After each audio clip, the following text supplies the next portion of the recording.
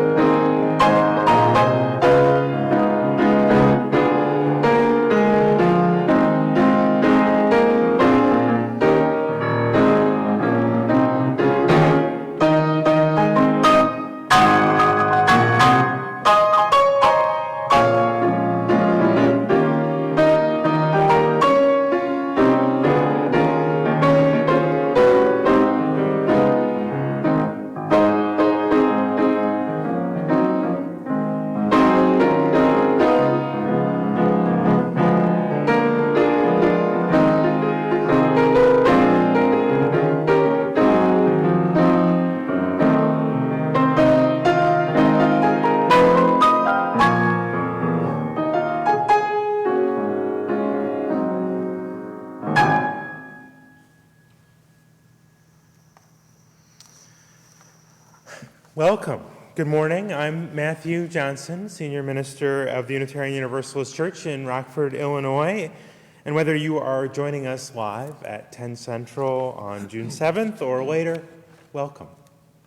Whether you are a member or friend of the Unitarian Universalist Church in Rockford or a member or friend of another Unitarian Universalist congregation who has found your way here because you need worship today, or if you are exploring religion anew and have found us, welcome.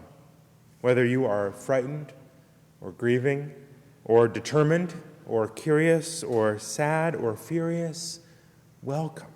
Whoever you are and whatever brings you here, welcome. We're coming to you from the sanctuary here at the church. With me today is Tim Anderson, my colleague in worship and the music director at the church. Lindsay Dunn, our director of religious education, who's off to my right, and you'll see in a moment. Autumn Powell, our office manager, is in the back of the hall running technology for us. Our worship associate, Joe Morton, has pre-recorded their testimony, which you'll hear later in the service. Chris Ainsworth, our membership coordinator, is at home and chiming in on the Facebook feed and welcoming folks who are watching with us today. If you are watching on Facebook, you see a comment area. We invite you to comment through the service, especially here in the beginning, if you want to introduce yourself and say that you are here. I see we're joined by the minister of our partner church in Transylvania, Deju, who's watching. Good to notice that you are with us today from around the world. So from wherever you are, we are glad to have you. Be present with us. Be thoughtful about what you post. It is a public feed, and anybody can read what you write. There is a way to turn off comments. It's called quiet mode, if you want to look that up, if that's your preference. We have now a ritual of how we do this kind of worship. This ritual is a source of comfort and connection for most of us. It is for me, and you have told me it is for you too. So we will ring the bell, and we will begin to worship.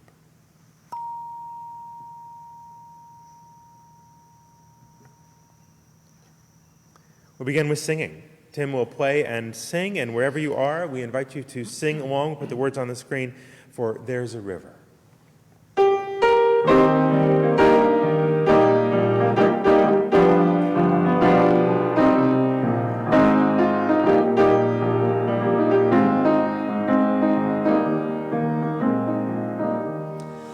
There's a river flowing in my soul. There's a river flowing in my soul, and it's telling me that I'm somebody. There's a river flowing in my soul. There's a river flowing in my heart. There's a river flowing in my heart, and it's telling me that I'm somebody. There's a river flowing in my heart. There's a river flowing in my mind. There's a river flowing in my mind, and it's telling me that I'm somebody. There's a river flowing in my mind.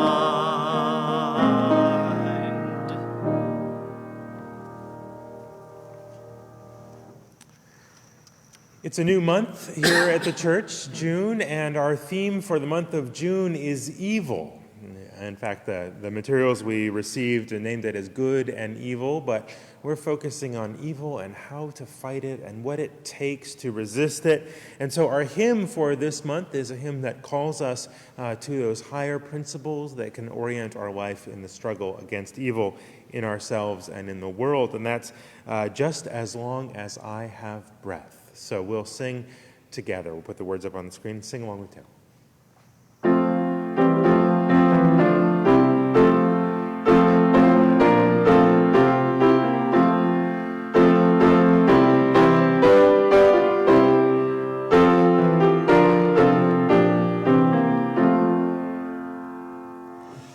Just as long as I have breath, I must answer yes to life.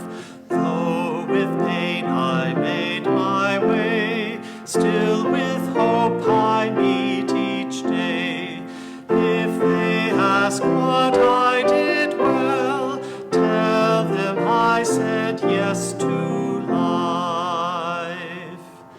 Just as long as vision lasts, I must answer yes to truth.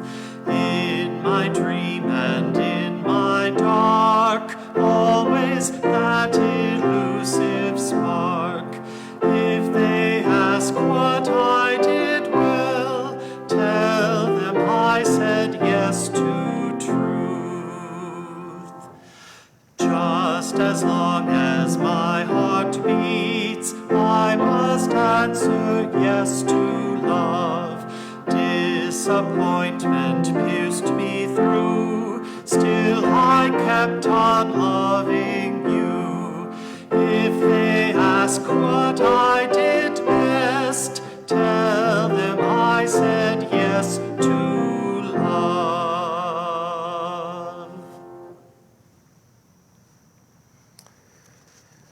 I am so glad that you are here for worship with us. If today is your first time worshiping with us online, we're especially happy to have you joining us, and we are glad to have you. Please do take a moment to like our Facebook page as a way to stay in touch, or fill out the visitor form which Chris has posted into the comments on the feed, so we know who you are and can let you know about the other activities and events we're doing during this time. We do look forward to when we can begin to gather again in person, though it may be a while, and we want to sustain and build our community in the meantime.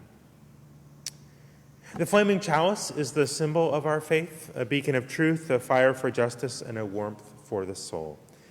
Lindsay will light our chalice here at the church. If you have a chalice at home, we invite you to light it at the same time, and we'll speak together the covenant of our church. Love is the spirit of this church, and reason is its guide. To dwell together in peace, to seek the truth in freedom, and to serve human need. This is our covenant. And now we'll sing together our chalice response song.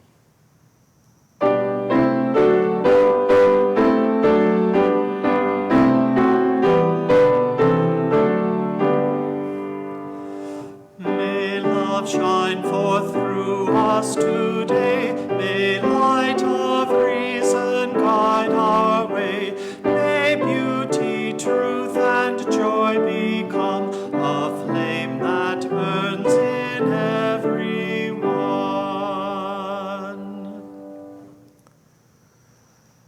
We gather for worship. Wherever you are, whenever you are, I invite you to take a deep breath, be present. Be present where you are. Notice what you see and hear and touch and smell where you are. Here in this part of the world right now, it is a gorgeous day. Outside the walls of the sanctuary, we can hear the birds singing, looking for their friends and their mates and announcing the day. Breathe. Be present where you are. What do you notice? This beautiful, tragic world. These beautiful, imperfect bodies, souls, hearts. This society that is generous and loving and caring and oppressive and dehumanizing, broken and healing, wounded and loving, all at once. Sometimes we turn away from all there is, the beauty and the tragedy both, because it's too much. It's too much.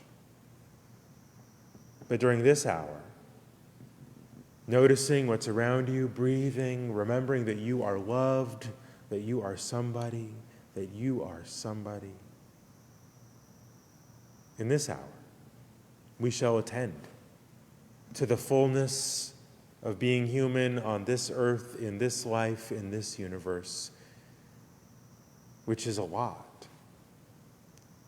But together across time and space, holding one another in our hearts in love, knowing that we are part of a living tradition, a mighty stream through history,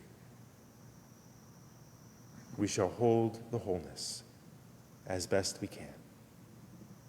Wonder at the beauty, weep at the tragedy, rage at the injustice, and imagine a world yet better than this one. Let us worship together. Spirit of great mystery, hear the still small voice in me. Help me live my wordless creed as I comfort those in need. Fill me with compassion, be the source of my intuition. Then, when life is done for me, let love be my legacy.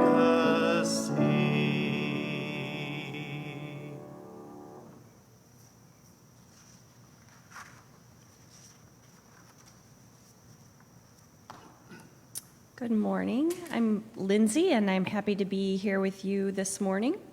Our story this morning is The Empty Pot by Demi.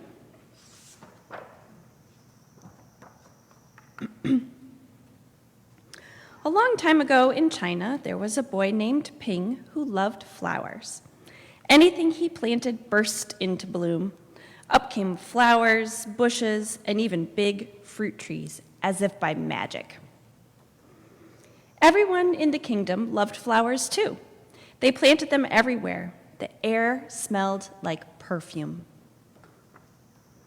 The emperor loved birds and animals, but flowers most of all, and he tended his own garden every day. But the emperor was very old. He needed to choose a successor to the throne. Who would his successor be? And how would the emperor choose? Because the emperor loved flowers so much, he decided to let the flowers choose.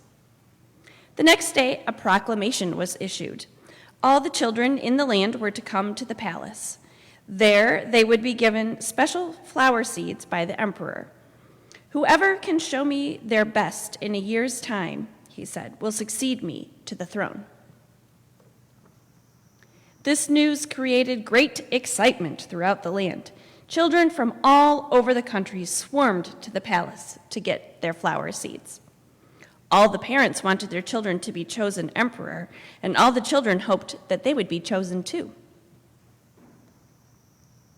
When Ping received his seed from the emperor, he was the happiest child of all. He was sure he could grow the most beautiful flower. Ping filled a flower pot with rich soil. He planted the seed in it very carefully. He watched it every day. He couldn't wait to see it sprout, grow, and blossom into a beautiful flower. Day after day passed, but nothing grew in his pot. Ping was very worried. He put new soil into a bigger pot, and then he transferred the seed into the rich black soil. Another 2 months he waited, and still nothing happened. By and by, the whole year passed.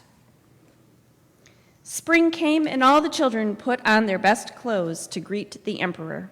They rushed to the palace with their beautiful flowers, eagerly hoping to be chosen. Ping was ashamed of his empty pot. He thought the other children would laugh at him because, for once, he couldn't get a flower to grow. His clever friend ran by, holding a great big plant. "Ping," he said, "you're not really going to the emperor with an empty pot, are you? Couldn't you grow a great big flower like mine?" "I've grown lots of flowers better than yours," Ping said. "It's just the seed won't grow." Ping's father overheard this and said, "You did your best, and your best is good enough to present to the emperor." Holding the empty pot in his hands, Ping went straight away to the palace. The emperor was looking at the flowers slowly, one by one. How beautiful all the flowers were. But the emperor was frowning and did not say a word. Finally, he came to Ping. Ping hung his head in shame, expecting to be punished. The emperor asked him, "Why did you bring an empty pot?"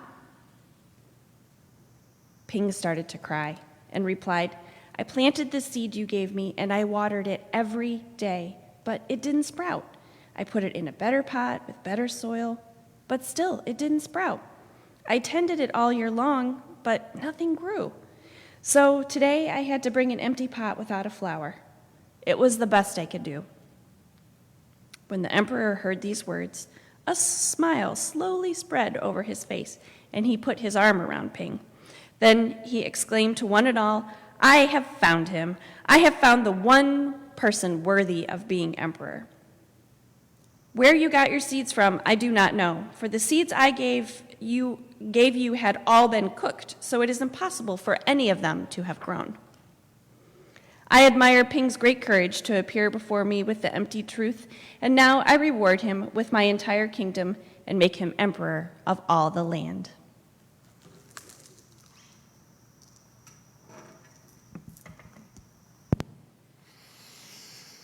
How much courage it takes to tell the truth when everyone else has embellished. We'll talk about that this morning, about keeping your sense of integrity. Here's where we're at as a congregation. We will continue to worship online, and we'll do so for the foreseeable future as the only way to be fully inclusive to our community. We do have upcoming events which are going on in the church. We've got a wonderful Wednesday. We're going to try and do it 7 each week, and sometimes we get a nice big group, and other weeks y'all must be doing other things, and that's the way it goes. But this coming Wednesday, the leaders from the Unitarian Universalist Prison Ministry of Illinois are going to give an update on their work and how you can be involved in questions around both prison reform and the treatment of folks who are imprisoned in our state. So we invite you to join us for that. That's 7 o'clock on Wednesday. That's an important conversation, part of the wider conversation we're having about how our criminal justice system can actually be just and how we need to change it to be that.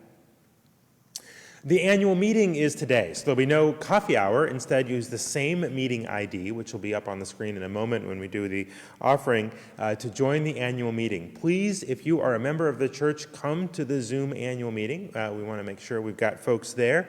We have officers to elect, a budget to approve, awards to give, so please come to the annual meeting on Zoom about 5 minutes after the service is complete here at the church. Log on, and we will admit folks into the meeting. We'll mute everyone and then unmute folks who will be speaking, and we've got a plan on how this will work. So please do come to the annual meeting. That'll begin after worship today.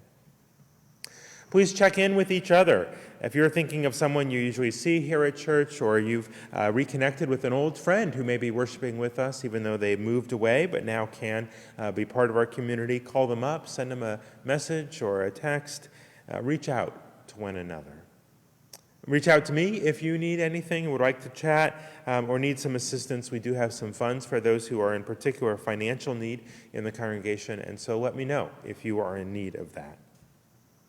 The staff has been mostly working at home since the middle of March, and many of us on staff also manage children on a regular basis. But we're going to begin this week to start working more in the office. And so we'll be able to work as a team a little bit more while keeping some distance from each other. However, don't stop by. If you want to come and chat in person with us, it's better, you need to make an appointment if you need to come to the office. And we would prefer to do phone or video calls than in person, and I think you would too. But we will be working more in the office together. Every week we give away 80% of what we collect in the offering to the work of justice and mercy in the world. This week we're collecting for Alignment Rockford. For more than a decade, Alignment Rockford has worked to connect private and governmental resources with the public schools in order to provide that community approach to education. They've been involved from everything from redesigning the high schools into an academy model to all kinds of other interventions. And I work with them on their early childhood project, where we're working to design and now rebuild an early childhood landscape that is equitable, just, that has good transitions from programs so that children of all backgrounds and all neighborhoods are ready to learn when they arrive in kindergarten. It's an enormous undertaking. They've received a generous grant from the Community Foundation, but they still rely on donations from individuals in order to help make ends meet and keep their staff able to do their work. So I hope you can be generous this morning with Alignment Rockford. If you are used to giving when you arrive on Sunday in person, be sure to make that donation online or to send a check to the church so that we can keep our staff and our operations running smoothly. You can give online by going to urockford.org/donate or by texting the number on the screen in a moment, or there will also be a donate form posted in the comments on the feed. The offering will now be given and received.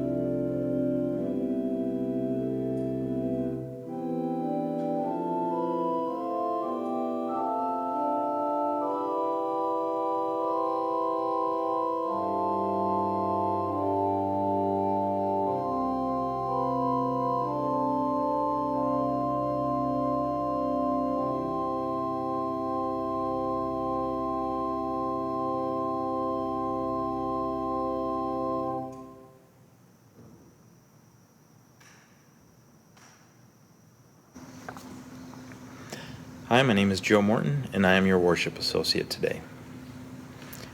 The dictionary defines evil as profoundly immoral. Here's a few examples of things I did which I consider to fit that definition. Psychologically tormenting a family pet, saying hateful racial slurs as a teenager, stealing a motorcycle, repainting it, and calling it my own, lying and cheating on my wife. Now, I didn't do these things yesterday. They are all in my distant past. I have learned that my past acts do not define me today. I believe that I always wanted to be a good person. I think that's what everyone wants, but we often get sidetracked in that pursuit. Today I have many who know me well and consider me to be an honest and transparent person. The dictionary calls integrity the quality of being honest and having strong moral principles. Despite the evil I've committed, I conduct myself with integrity today.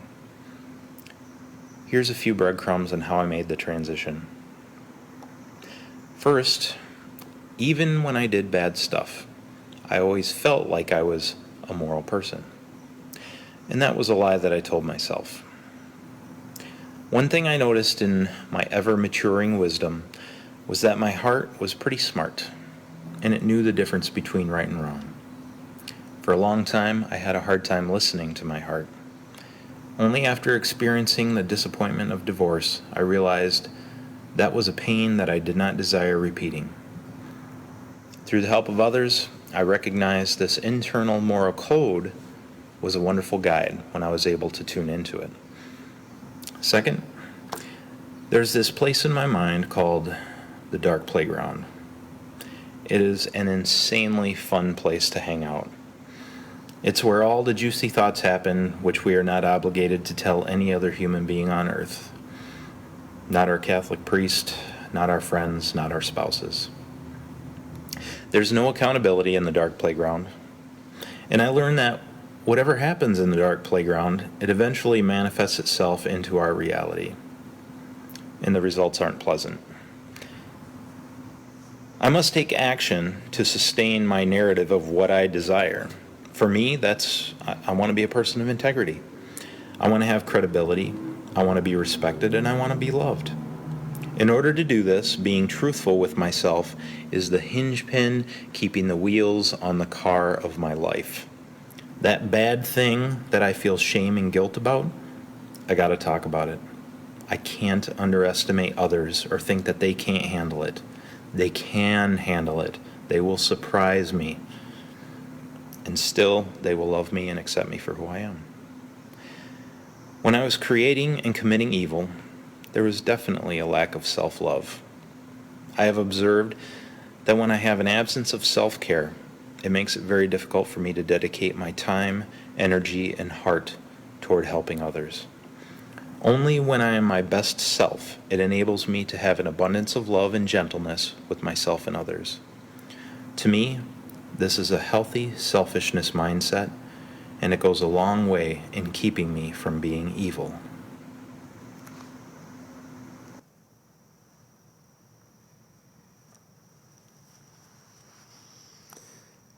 We're going to sing together. Our next hymn is Once to Every Soul and Nation. This is a hymn based on a 19th century poem by a Unitarian poet and gives us the sense of what it means to make the kind of choices and to listen to that truthful voice that is deep inside us, as Joe has just told us about. So Tim will play and sing, and we invite you to sing along at home.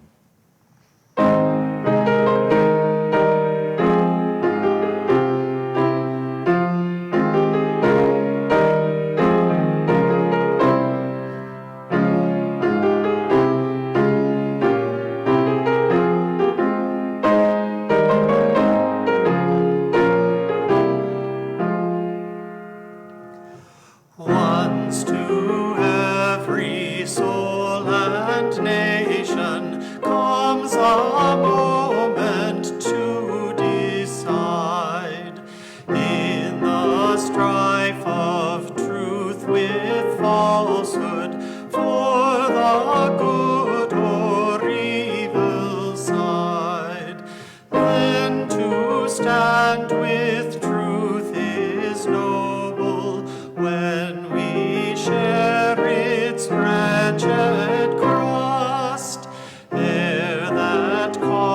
bring fame and profit, and 'tis prosperous to be just. Though the cause of evil prosper, yet 'tis truth alone is strong. Though its portion be the scaffold, and upon the throne be wrong, then it is the brave one chooses, while the coward stands aside, till the multitude make virtue of the faith they have denied.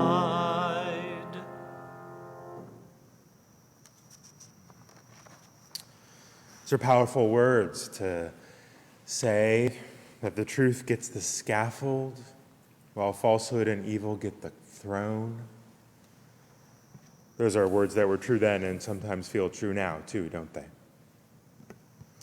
This morning we want to talk about this question about how do we not be evil, and where do we find that sense of integrity, that wisdom, that truth that allows us to be vulnerable and honest and to keep us from doing things which we think in the moment are okay or for the best or go along with the crowd, but we know in our heart how to avoid them.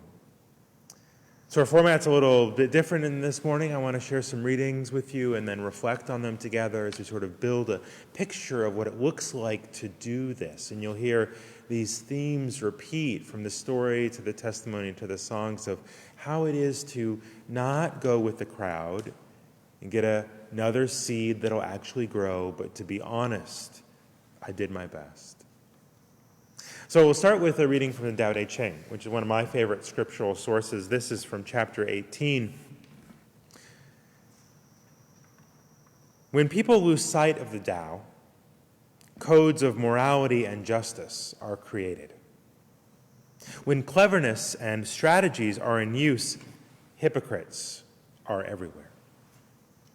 When families forego natural harmony, parents become pious and children become dutiful. When the nation is reigned by darkness, patriotic advisors abound. You know, Lao Tzu, who is said to be the author of the Tao Te Ching, wrote those words more than 2,000 years ago. And you could have written them today. So talking about the Tao, about following the way, following that sacred way, listening and following that way, there's a real emphasis in the Tao Te Ching on the difference between the way of truth, and the way of favor.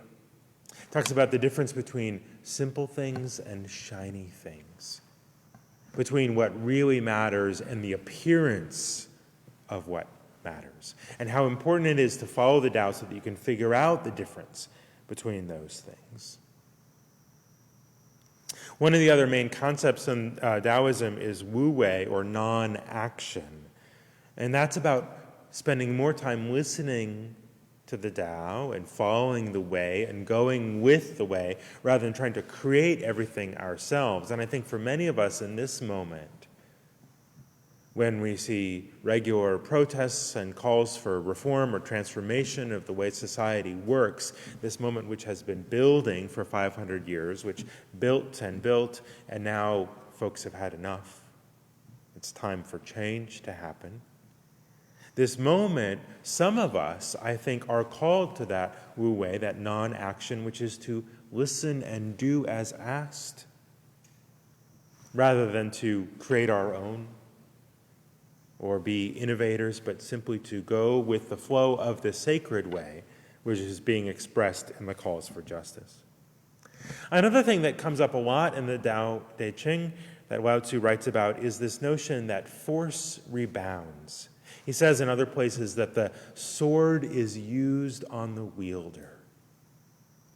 And this idea that when we use force to accomplish our ends, that force will come back to us. We will simply replace the revolution with another revolution, and more blood will flow in the streets. Force rebounds. Using force in order to accomplish your goals will always backfire. This insight about force in the Tao Te Ching, which is shared in many Christian and Hindu and Buddhist teachings, it's also echoed, of course, in the Christian teachings of Reverend Dr. Martin Luther King Jr. on nonviolence. He wrote extensively of how we go about the work of making change happen. How do we make change and fight evil? And one of the things he said often, over and over again, is that the means must match the ends. You cannot achieve peace through violence. You cannot achieve love through hate. You cannot achieve justice through injustice. The means must match the ends. And the only way to get to the beloved community of equality and justice for all people was to engage in action which demonstrated that beloved community for those doing the action and for others. That is not passive. Nonviolent resistance is incredibly active, but it keeps clear that the means must match the ends. It's so important. And it's important today, just as it was when he wrote those words. So I want to share with you a video I found this week as I was thinking about this topic. This is also Dr. King, Dr. Bernice King, who is the daughter of Martin Luther King Jr. She's a civil rights leader in her own right and the CEO of the King Center in Atlanta and a community leader in Atlanta.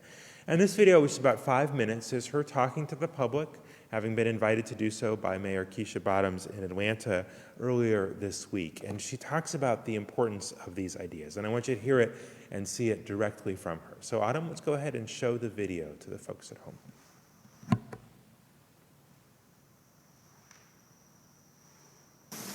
I've obviously been in the place of the daughter of George, 6-year-old left without her daddy, who was killed senselessly, as my father was assassinated senselessly. It sent me on a journey of anger. And I fought that demon a long time. And this is a moment where people are feeling a lot of stuff right now and are fed up. And as I stand in this moment and I look at my journey, I have to make an appeal to my brothers and sisters, because I realize that the only way to get constructive change is through nonviolent means. You know, a lot of people have been using my father's words.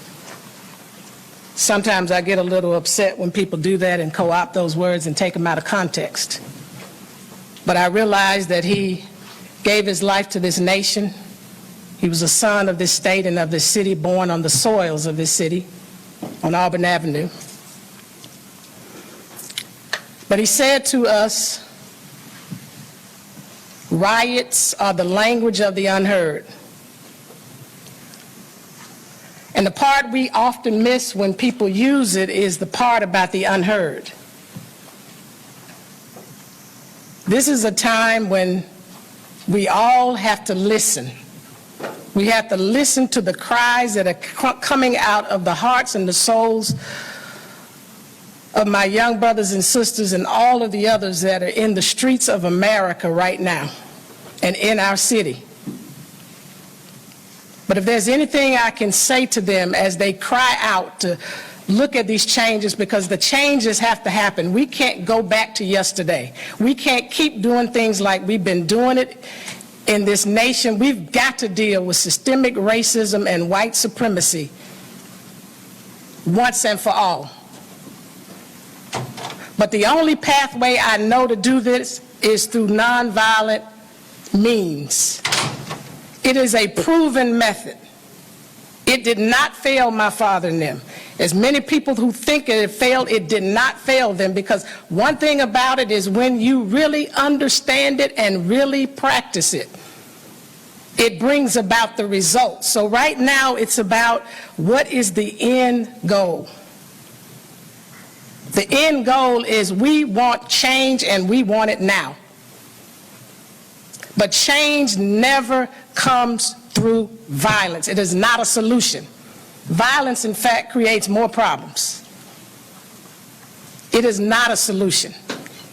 Nonviolent way is the way, because the means and the ends have to be consistent. We will never get to the end of justice and equity and true peace, which is not merely the absence of tension but the presence of justice, unless we do it through nonviolent means. And so I'm just speaking from my heart now and saying, I feel you. Trust me, I feel you. I've been close to the edge this time. But I can't go back to all that I felt inside and the rage that was inside that wanted me to destroy people and destroy lives as Martin Luther King's daughter. Because I know that the only way to get what we really want and really get it, and not just crumbs, is through nonviolence and peace. And so please, let's stay focused in that way.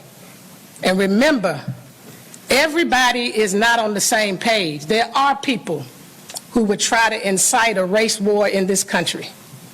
Let's not fall into their hands and into their trap. There's another way.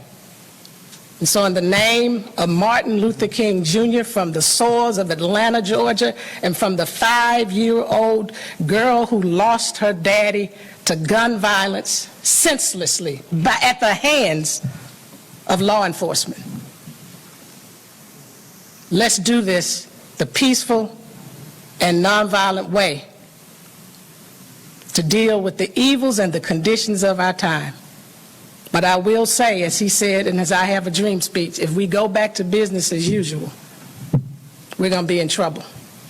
Let's not go back to business as usual. Let's deal with these issues that people are crying out of their soul and their spirit, the conditions that have led to this kind of action. Thank you.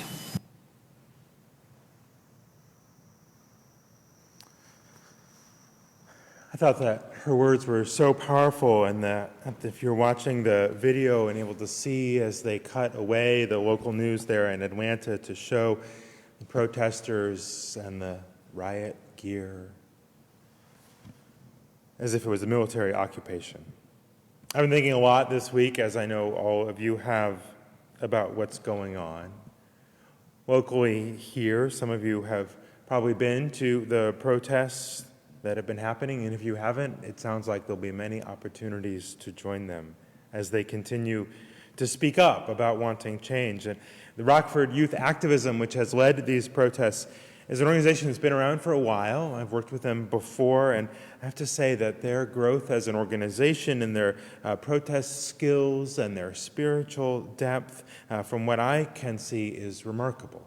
In 1 week's time, they had rallies at the park before. They pass around the microphone, people speak. I've been at those events. They're powerful testimonies.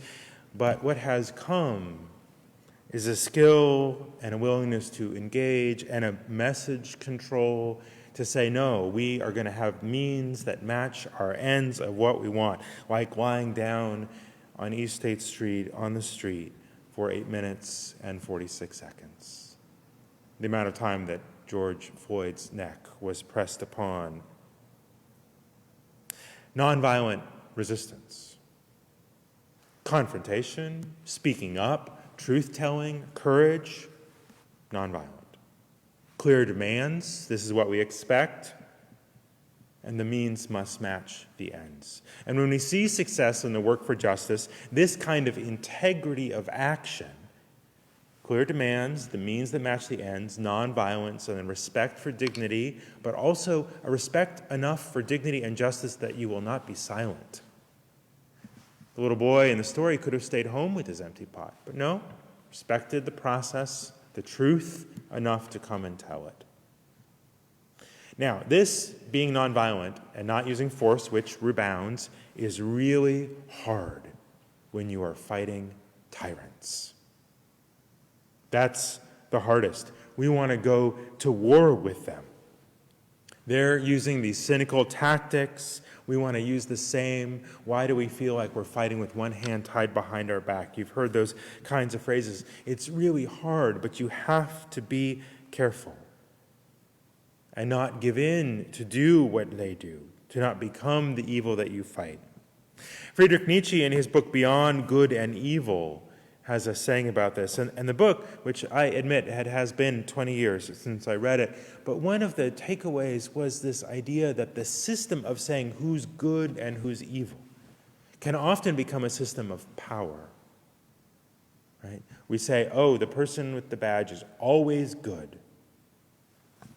The black teenager is always evil.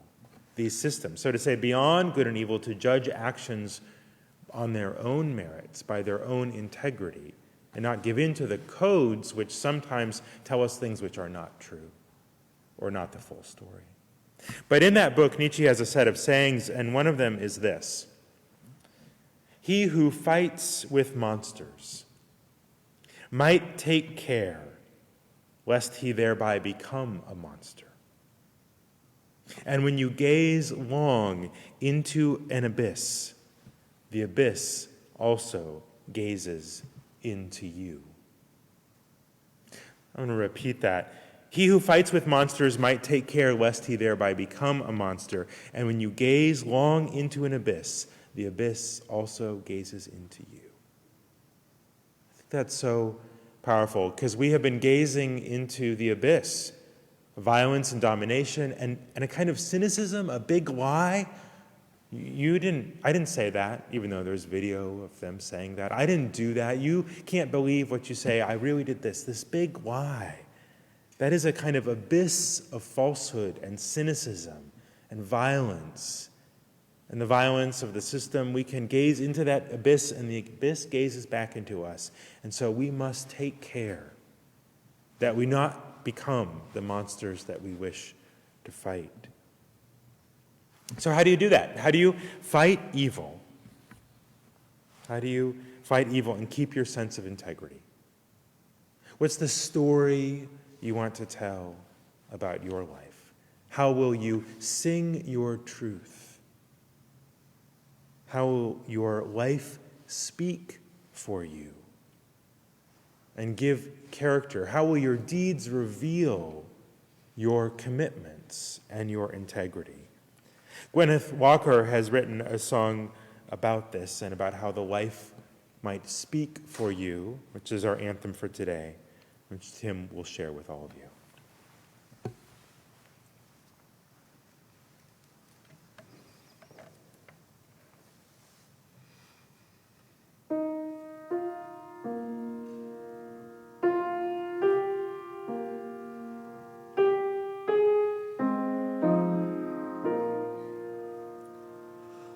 Let the life I've lived speak for me.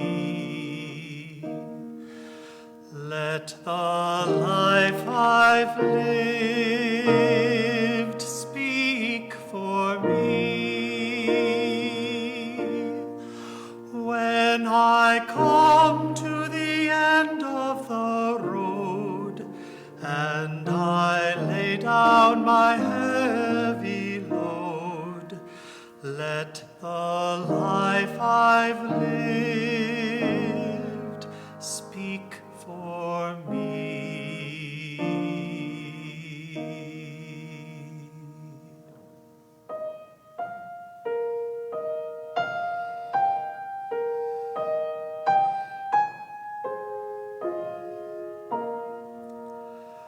Let the friends I've made speak for me. Let the friends I've made speak for me.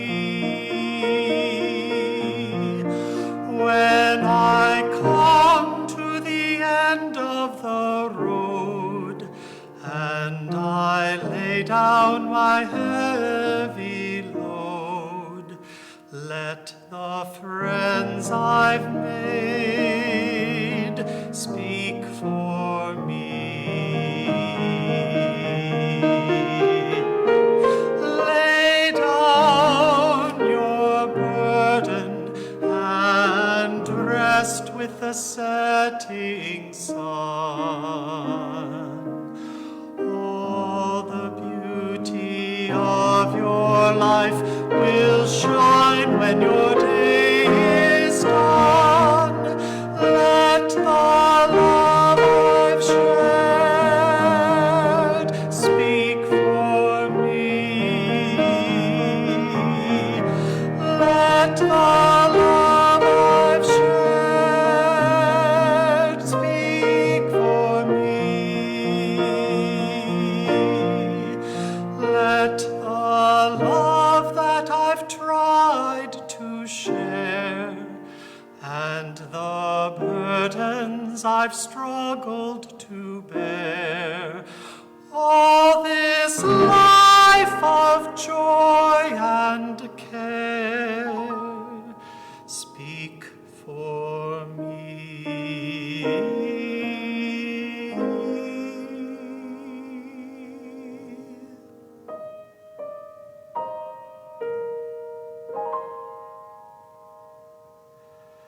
Let the life I've lived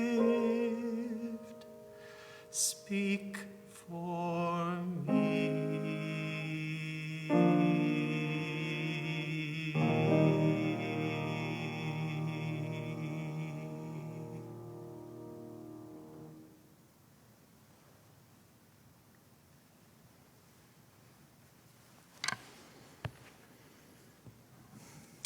Let the life we live speak for us.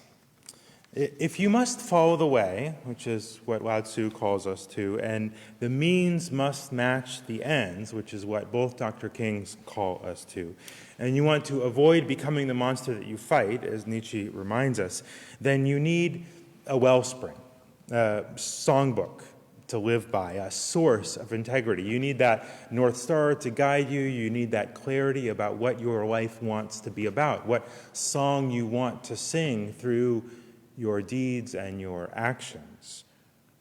Now, for some people, that's God, right? That's their source of truth and clarity, and there's a lot of ways in which that works. God is transcendent, above any temporal concerns, this nation state or that nation state. At least God is supposed to be that. And God can call you to love and justice. And for a lot of people, that works. It certainly worked for Dr. King. But I think I share many of your concerns that some of you may have about that as our source of truth and our wellspring for action. Because one, a God that's always right and never wrong terrifies me.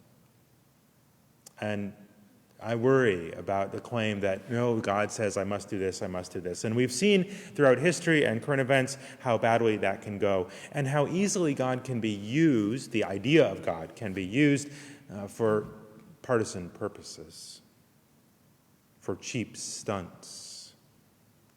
When you want to say you're on the side of God, and so you tear gas the priest so you can have a photo op. So I think relying on that is a little tricky. I think we need a wellspring, a source, a clarity for our action that is affirmative. And it's about the end that we seek. Right? It's about the world that we are building, that we're creating, the kind of beloved community that we want to have. A vision that's for something and not against something. Not about the monster that we seek. And one of the things that's been inspiring for me this week as I've seen folks have these conversations, both locally and nationally, and indeed worldwide, is young folks of color articulating that wellspring and that source and that vision, talking about alternatives for community safety that don't rely on a heavily militarized police force to solve every single problem. I've been inspired by the local folks of color here, the young people of color in Rockford and around the country, who have articulated these clear demands and expectations of how they will act. And if you're going to be violent, they say, you're not part of our movement. Right? You're not part of who we are, because what we're about is getting justice and about building a world in which everybody is safe. Everybody is safe. And everybody has a chance to thrive. So I take my clues and my cues from them, who have called for this deeper wellspring of justice and mercy. And one source that I look to for what does that look like in our theology is an excerpt from a book by Sharon Welch, a Unitarian theologian and ethicist who's done a ton of racial justice work over decades.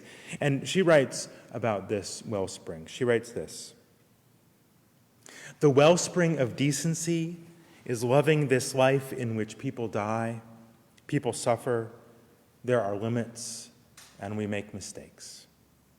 The wellspring, then, of moral action is not utopia, not a counterfactual vision, not a declaration that the world could and should be otherwise. Rather, it is a deep affirmation of the joy, richness, and blessing that the world is. The ground of challenging exploitation, injustice, and oppression is not a vision of how the world could be or will be in the future reign of God or after the revolution. The ground of challenging injustice is gratitude, the heartfelt desire to honor the wonder of that which is, to cherish, to celebrate, to delight in the many gifts and joy of life." Now, don't hear this the wrong way. She is not saying be grateful and so therefore don't challenge injustice or don't have a vision of a better world. She's saying don't look for something to come solve the problem, and don't spend your energy about fighting injustice so much that you become unjust, but rather keep in your heart that beloved community of freedom and well-being for all people. And then from that well-being, you will work to create the world where that is true. Together, collaboratively, with finitude and mistakes and learning, and we will not be perfect, but we will love one another. And through that, the world that we seek will come more into fruition, but it always continues. Now, this vision of this wellspring isn't actually incompatible with certain visions of God or the holy at all. In a certain kind of sense in which the holy calls us to that wellspring of justice and action and love. The song that Tim played for the prelude as people were gathering for worship is an old hymn. The second verse of this, Higher Ground, arrangement by Mark Hayes, and the second verse of that hymn is, "My heart has no desire to stay where doubts and fears dismay. Doubts arise and fears dismay. Though some may dwell there where those abound, my prayer, my aim is higher ground." So keeping in mind that sense of who we want to be always. Now, keeping your sense of integrity in the work of justice is hard, and I know that I have slipped up many times. So in a brief version, I want to say something about how do you keep that sense of integrity from someone who's made mistakes? Part of it is recognizing that this is a lifelong struggle and that we will get it wrong sometimes, and then you keep learning. The idea that we have to be perfect the first time is some patriarchal white supremacy ableist nonsense. So don't do that. What we have to do is keep learning, keep growing, not rest, but keep going.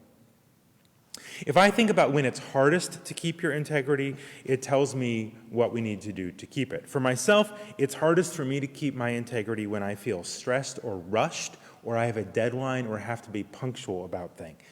All those things are white supremacy thinking. The idea that we have to do it by a certain time, and so we can't have a collaborative conversation, that's a kind of thinking that's not helpful. That makes it hard to keep your integrity. Another thing that makes it hard for me to keep my integrity is being isolated, or thinking I'm the superhero who has to do it all, or that it's just me, or I have to make my own decision, it's all on me. That's also white supremacy and patriarchal thinking. It's not helpful. It's not true. It's also hard for me to keep my integrity when my own dignity or safety is at stake, or those that I love. That's a time to dig deeper. What about my own sense of dignity and worth has been threatened by the comment or the action that's going on there, or by my sense of safety? So you need that spiritual grounding, that universalist message to know that you are loved. Everyone is. And it's okay to make choices to keep yourself and your beloved safe. In fact, I strongly encourage it. And it's okay to set boundaries. It's okay to say these things are not acceptable. But it's also important to distinguish between safety and comfort. White folks often think that if we're uncomfortable, we're unsafe. But those are actually two very different things. So figuring out which is important work. All this means that in order to keep our sense of integrity, we need rest, we need mentors and friends and connection, we need company, all these things which help us not be overtaxed, overstressed, to rush from one thing to the next, but also people to talk to tell our truth to help keep us on track. You need to stay in touch with your wellspring, your Tao, with that song of your life that you're singing, to renew that. Perhaps you can do it daily. Remember, it's not about elected politics or the news cycle or scoring points or being right so someone else can be wrong. It's not about any of that. It's about building and sustaining a beloved community and the dignity of all people. It is about the river that's flowing in your soul. Faya Rose Touré, who wrote that song, she wrote it when she was Rose Sanders. Now she's Faya Rose Touré. She was the first black woman to be a judge in Alabama. You have to know who you are, that you are somebody, to feel that river in your mind and your heart. To say yes to life and not to the cult of death. To take the wretched crust of truth over the prosperity of evil. And to be guided by love. Most of all, to be guided by love, the watchword of Unitarian Universalism, that the holy is love and that love is what we owe to one another. To be guided by love means to be thoughtful and compassionate, to see the dignity of each and every person, to be curious rather than cynical, to be patient rather than harsh, to be guided by the spirit of love in the work we do to build the world we seek, always, always, to be guided by love. We'll sing together, invite you to sing at home.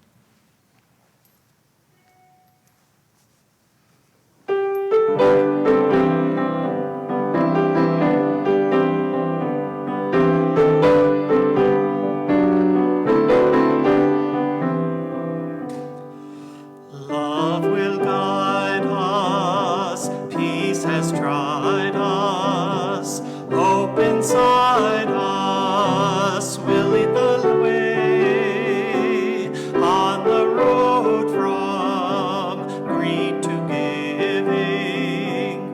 Love will guide us through the hard night.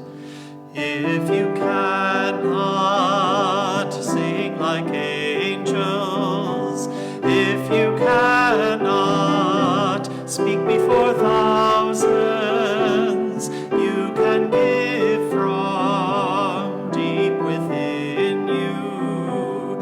You can change the world with your love. Love will guide us, peace has tried us, hope inside us will lead the way on the road from greed to giving. Love will guide us through the hard night.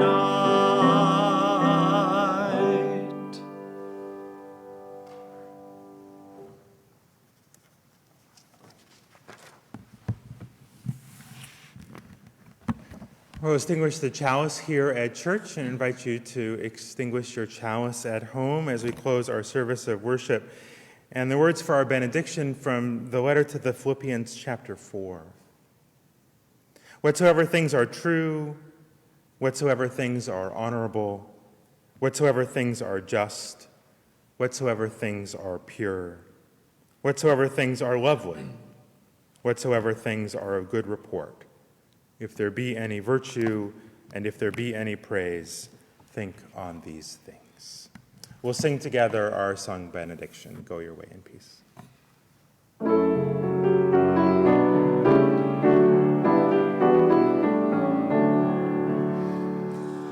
Go your way in peace, wander as you may.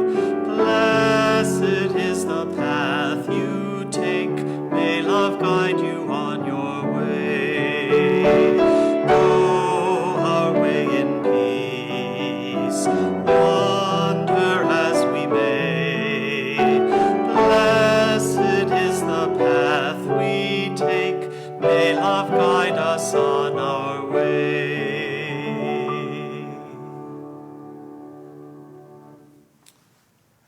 We'll begin the annual meeting for members of the congregation on Zoom. It's 11:06 by my watch here in the sanctuary, and so at about 11:11, make a wish and join us on Zoom. That'll give us time to get down to my office and get the meeting started, and we will see some of you then.